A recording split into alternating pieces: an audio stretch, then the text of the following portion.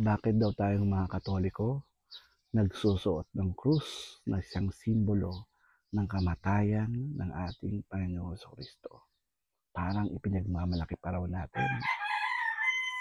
Ang sagot, dahil tanging mga Katoliko lamang ang siyang nakaunawa ng mensahe ng ating Panginoong Jesucristo sa krus.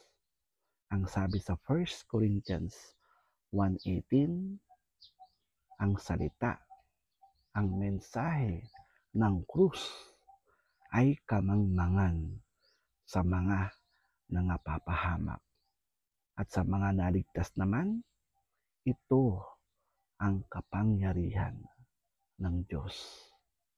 Kung bakit naman ito pinagmamalaki, ang sabi ni San Pablo sa Galatians 6:14, huwag nawang mangyari sa akin na ipagmalaki ko pa ang ibang bagay bukod sa krus ng ating Panginoong Jesucristo.